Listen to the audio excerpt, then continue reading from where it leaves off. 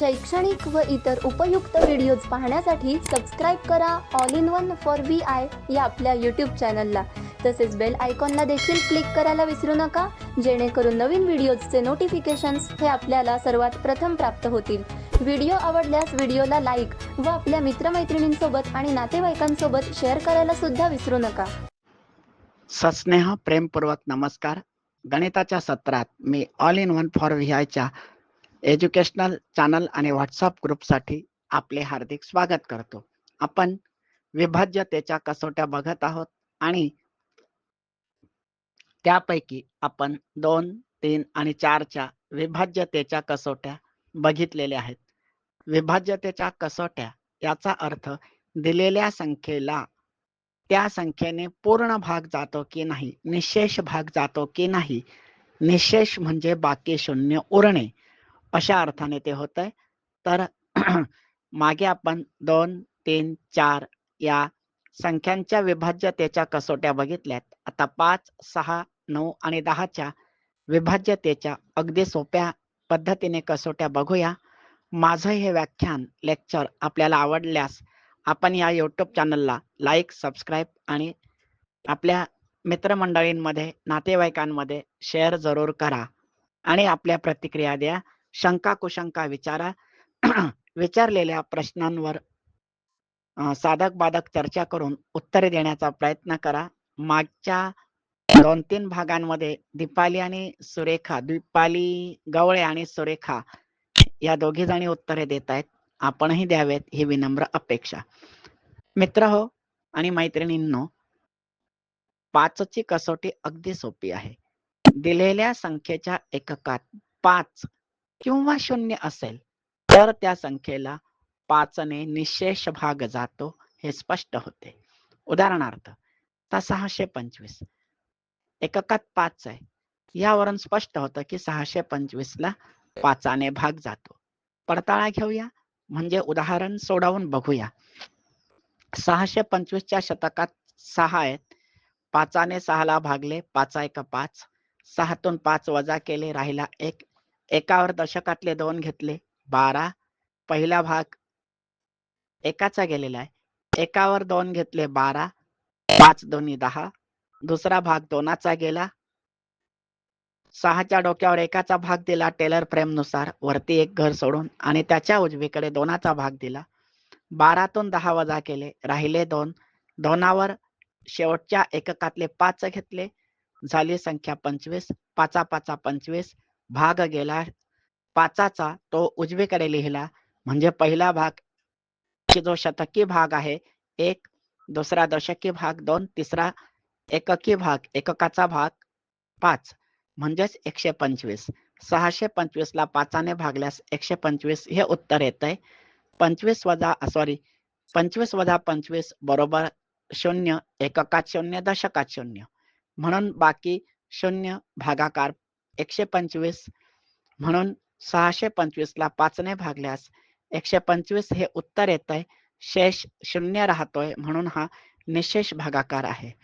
म्हणून अशा काही संख्या आहेत की ज्यांना 5ने भाग जातो, पूर्ण भाग जातो, की ज्यांच्या एककात 0 आणि 5 आहे. अशा सर्व संख्यांना 5ने भाग जातो ज्यांच्या एककात 5 किंवा 0 आहे. उदाहरणार्थ तुम्ही आता पडताळा किंवा ठोकताळा बघू शकता.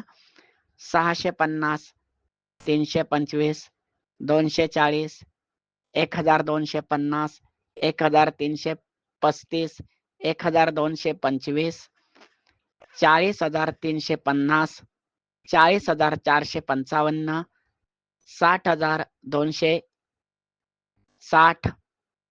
अशा ज्या संख्या आहेत त्यांना 5ने पूर्ण भाग जातो. आता 3च्या कसोटीप्रमाणेच 6ची कसोटी आहे. दिलेल्या संख्येतील अंकांची बेरीज करून त्या संख्येला जर 6ने पूर्ण भाग जात असेल, म्हणजे त्या अंकांच्या बेरजेला, दिलेल्या संख्येतील अंकांच्या बेरजेला जर 6ने पूर्ण भाग जात असेल तर त्या संख्येलाही 6ने पूर्ण भाग जातो. उदाहरणार्थ बघा, 243. 2 अधिक 4 अधिक 3 9. 2 म्हणजे शतकातले 2, दशकातले 4, 6, एककातले 3, 9. आता अर्थात 243 ला 3 भाग जाणार आहे. 6 पूर्ण भाग जाणार नाहीये 9ला, कारण 2 आणि 4 6, 6 आणि 3 9. 9ला 6 पूर्ण भाग जात नाहीये. तर या 243 ला पण सॉरी मित्र हो, सॉरी 243 ला 6 पूर्ण भाग जात नाहीये, कारण 2 अधिक 4 6, 6 अधिक 3 9. 9ला 6 भाग जात नाही, म्हणजेच 243 ला जाणार नाही. आता 336 बघूया. 336 3 अधिक 3 6, 6 आणि 6 12, म्हणजे एककात 3, सॉरी शतकात 3, दशकात 3, एककात 6. शतकात 3, दशकात 3, एककात 6. 336 3 अधिक 3 6 अधिक 6 12. 12ला 6 पूर्ण भाग जातो, 2 उत्तर येतं, म्हणून 336 ला पण 6 भाग गेल्यास वाक्यशेष 0 राहते. आता बघूया 336 ला 6 पूर्ण भाग कसा जातो. 33 घेतले, कारण शतकात 3 आहेत, 6 3पेक्षा मोठे आहेत, म्हणून भाग 0चा जाणार आहे. मग त्या 3वर आपण पुन्हा दशकाच्या 3ला जोडूया. 33 33 ला 6 भाग जातो, 6 35 भाग गेला 5चा. 33 मधून 30 वजा केले, राहिले 3. 3वर एककातले 6 घेतले, 36 6 6 36. दुसरा भाग 6चा गेला, म्हणजे पहिला 0, दुसरा 5, तिसरा 6, 56 असं त्याचं उत्तर आहे. अशा पद्धतीने आपण 6च्या विभाज्यतेच्या कसोट्या बघू शकतो. तर बघा 1348 बघूया आपण. 1 आणि 3 4, 4 आणि 4 8, 8 आणि 6 14. 14ला 6 पूर्ण भाग जातच नाही, म्हणून 1348 ला पण 6 पूर्ण भाग जाणार नाही. बघूया 1348. 1 आणि 3 4, 4 आणि 3 7, 7 आणि 8 15, म्हणून 1348 ला 6 भाग जाणार नाही, कारण 15ला 6 भाग जात नाही, पण 3 जाणार आहे. कारण 15ला 3 भाग जातो, म्हणून 1348 ला पण 3 भाग जाईल, पण 6 जाणार नाहीये. ठीक आहे. आता ही झाली 6ची कसोटी. 9ची कसोटी पण 6 किंवा 3च्या कसोटीप्रमाणेच आहे. दिलेल्या संख्येच्या अंकांच्या बेरजेला जर 9ने पूर्ण भाग गेला, तर त्या संख्येला पण 9ने पूर्ण भाग जातोय. पूर्ण भाग गेला पाहिजे. ओके. तर बघूया आपण. तर 861 ही संख्या बघूया. 8 अधिक 8 16 आणि 1 17. 17ला 9ने पूर्ण भाग जात नाही, म्हणून 861 ला पण पूर्ण भाग जाणार नाहीये. तर 761 बघूया. 7 आणि 6 13, 13 आणि 1 14 नाही जाणार आहे, कारण 14ला 9ने पूर्ण भाग जात नाहीये. तर अशा प्रकारे ज्या संख्येच्या अंकांच्या बेरजेला 9ने पूर्ण भाग जाईल, त्या संख्येला 9ने भाग जातोय. आता बघूया 441. बघा 4 एकक म्हणजे एककात 1, दशकात 4, 1 आणि 4 5, शतकात 4 9. 9ला 9ने पूर्ण भाग जातो, 9 1 9, म्हणून 441 ला पण 9ने पूर्ण भाग जाणार आहे. आता आपण ठोकताळा बघूया. 441 शतकात 4 आहेत, आणि आपल्याकडे 9ने भाग द्यायला संख्या आहे. 9 4पेक्षा मोठे आहेत, म्हणून दशकातले 4 त्याला जोडले, 44 झाले. 9 चौक 36. 9 चौक 36 भाग गेला 4चा, आणि मग 44 मधून 36 वजा केले, राहिले 8. 8वर घेतला एककातला 1, 81.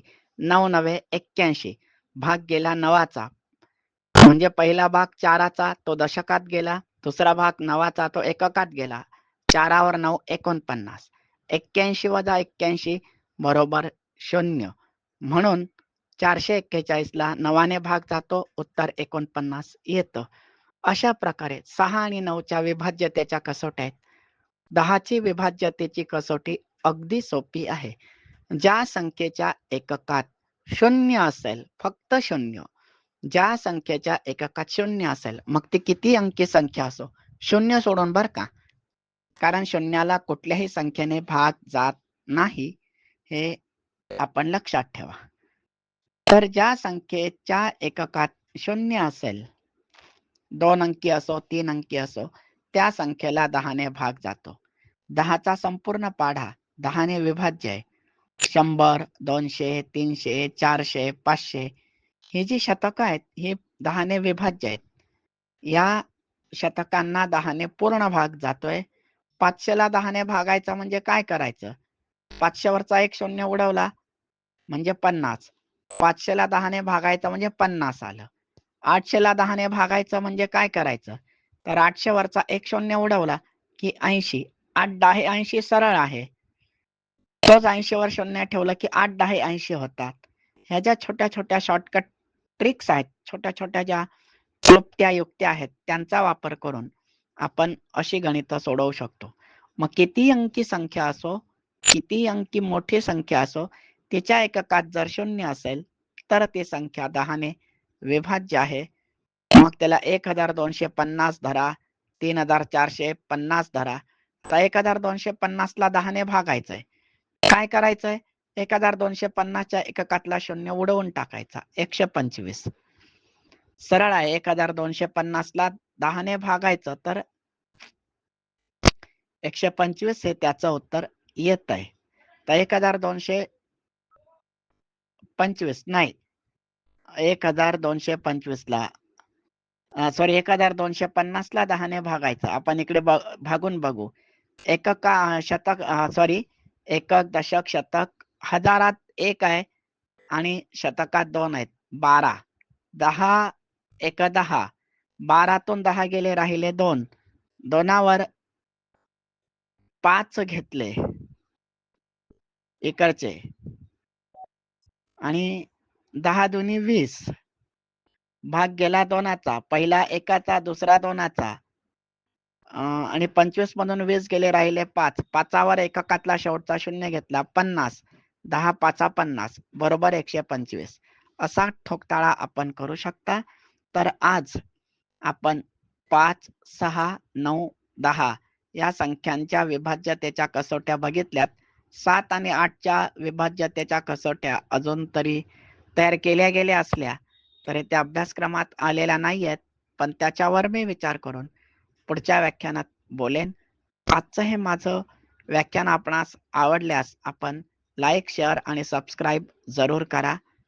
इथेच थांबतो, आपली रजा घेतो आणि आजच्या भागावर पुढील व्याख्यान सुरू करण्यापूर्वी काही प्रश्न विचारेन, म्हणून आजच्या भागाचा नीट अभ्यास करा. जिथं जिथं मी सॉरी म्हटलेलं आहे तिथे तिथे माझ्याकडून बोलताना काही चुका झाल्या त्या कृपया समजावून घ्याव्यात. त्याबद्दल दिलगिरी व्यक्त करतो आणि आपली रजा घेतो. धन्यवाद. काही न समजल्यास, काही अडचण असल्यास पर्सनल चॅटवर मेसेज करा किंवा ग्रुपवर करा. आपल्या शंकांचे निरसन केले जाईल. एवढे बोलून आपली रजा घेतो. धन्यवाद. शुभ दिन, शुभ आयुष्य.